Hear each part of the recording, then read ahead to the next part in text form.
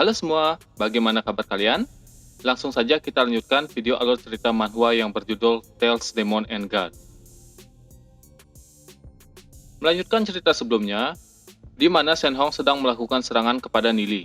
Akan tetapi, Nili menghalaunya dengan batu dewa pelindung. Shenhong pun terkejut melihat serangannya tidak berpengaruh terhadap penghalangnya Nili. Kemudian Nili melakukan serangan menggunakan belati terbang kepada Shenhong.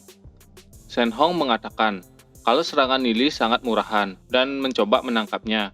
Ketika Shenhong hendak menangkap belati terbang tersebut, belati itu pun menembus telapak tangan Shenhong dan hampir mengenai kepala Shenhong. Karena hal tersebut, Shenhong pun marah. Dia mencoba menghentikan pendarahan di tangannya. Melihat pelindung Nili sudah retak, Shenhong pun mencoba menyerangnya. Akhirnya Shenhong berhasil menembus pelindung tersebut. Karena terdesak, Nili pun menggunakan teknik ledakan darah, di mana teknik tersebut adalah teknik yang digunakan untuk melawan iblis buas. Shenhong bergerak mundur dan membuat perlindungan. Akan tetapi tidak ada dampak apapun. Ternyata, Nili salah melempar. Yang dia lempar adalah batu kerikil. Kemudian Nili meminta maaf dan buru-buru pergi. Shenhong pun merasa kesal karena sudah ditipu oleh Nili. Saat Nili berlari, datanglah para ahli yang disusupkan oleh Shenhong di kediaman Raja Kota. Nili pun disergap.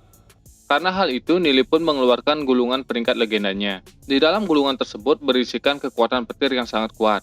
Nili pun melemparkannya. Shenhong terkejut melihat banyak bola petir, dan bingung teknik apa yang digunakan Nili. Nili terus berlari. Terlihat para ahli yang disusupkan oleh Shenhong terkena serangan tersebut. Serangan tersebut juga mengarah ke Shenhong. Shenhong pun mencoba menahan serangan tersebut. Kemudian Nili berbalik untuk melihat Shenhong. Terlihat para ahli tersebut telah dikalahkan, dan pakaian Shenhong hancur. Dia pun bergumam, "Untung saja aku menjaga jarak dari para ahli tersebut. Kalau tidak, aku akan bernasib seperti mereka." Shenhong melihat tanah berlubang karena dampak serangan Nili. Dia berkata, "Kenapa teknik itu sangat kuat? Tingkatannya setara dengan tingkat legenda. Padahal dia cuma peringkat emas. Tapi kenapa bocah ini memiliki banyak rahasia?" Setelah pulih, Shenhong pun bergabung dengan roh iblisnya. Dia pun terbang mengejar Nili. Nili yang sedang berlari menengok ke belakang, dan dia berkata, "Burung Raja Wali Api Keramat, tingkatan burung itu jauh lebih rendah dibandingkan naga bumi bersisik hitam milik Yesong. Pantas saja kultivasinya tidak bisa melampaui Yesong." Kemudian Nili berlari lebih cepat karena dikejar oleh Shenhong. Saat Shenhong mengejar Nili, Duan Jian pun datang dan menyerang Shenhong. Terjadilah pertarungan di udara. Duan Jian pun terkena serangan Shenhong hingga terpental dan menabrak rumah di bawahnya. Shenhong berkata, "Tidak ada lagi yang menolongmu." Shenhong mengejar Nili lagi. Di bawah terlihat Duan Jian bangkit lagi setelah terkena serangan dari Shenhong. Kemudian dia terbang dan menyerang Shenhong lagi. Pertarungan pun terjadi lagi. Shenhong bergumam, "Kenapa dia tidak terluka sama sekali? Padahal aku sudah menghajarnya." Shenhong berkata, "Aku tidak punya waktu untuk bermain-main denganmu." Kemudian mengeluarkan serangan bola api. Duan Jian terkena serangan tersebut.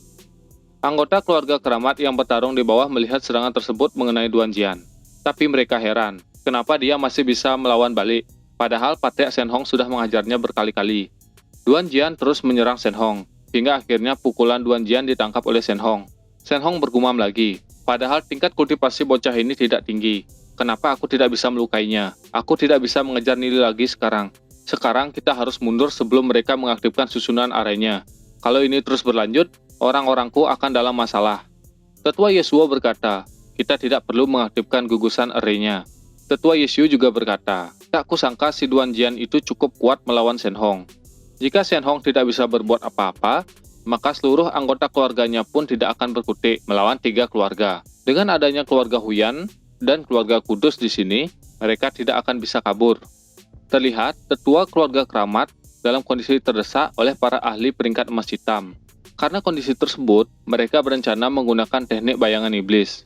Ketika para ahli dari berbagai keluarga menyerang, mereka pun menggunakan teknik tersebut.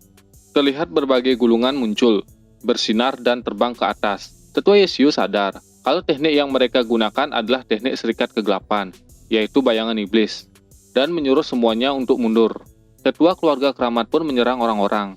Banyak orang terkena serangan tersebut. Tetua Yeshu terus berlari. Dampak serangan semakin besar. Tetua Yeshu berkata, "Jangan diam saja, cepat menjauh." Berpindah ke pertarungan Duan Jian dengan Shenhong, Shenhong pun menyadari teknik yang digunakan oleh para tetuanya, dan dia berkata, "Sial." mereka memaksa menggunakan teknik bayangan iblis. Setelah menggunakan teknik ini, keluargaku pasti menjadi incaran keluarga lain. Mereka akan menjadi musuh kita. Aku harus membantu mereka. Saat ingin membantu, Duan Jian pun menghalangi Shen Hong. Mereka bertarung lagi. Hal tersebut membuat Shen Hong marah. Beberapa keluarga yang belum paham hubungan antara keluarga keramat dengan Serikat Kegelapan pun masih bingung. Kenapa keluarga keramat bisa menggunakan teknik bayangan iblis? Jadi memang benar kalau mereka bersekongkol. Tapi mereka malah menuduh yang lain.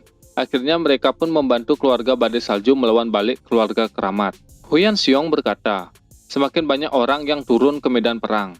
Tapi mereka semua akan terbunuh oleh bayangan iblis. Tetua Yesiu berencana mengurus teknik bayangan iblis tersebut. Orang-orang yang menyerang tetua keluarga keramat terkena serangan teknik bayangan iblis. Tetua Yesiu berlari ke dalam aula perjamuan dan mengaktifkan sebuah segel. Area perjamuan pun bersinar. Badai salju berputar. Kemudian muncullah roh dewa badai salju. Tetua keluarga keramat melihat hal tersebut dan berkata, roh itu pernah muncul di zaman dulu. Roh itu juga pernah mengalahkan 3 monster iblis peringkat legenda dan mengusir serangan monster iblis. Itu adalah roh dari keluarga badai salju. Roh tersebut mengeluarkan serangan ke arah bayangan iblis. Tetua keluarga keramat yang setelah perhitungan melupakan kalau keluarga badai salju memiliki roh dewa penjaga. Bayangan iblis juga memberikan serangannya. Akan tetapi, bayangan iblis terkena serangan dari roh dewa badai salju. Dampak serangan itu pun membuat orang-orang berlindung.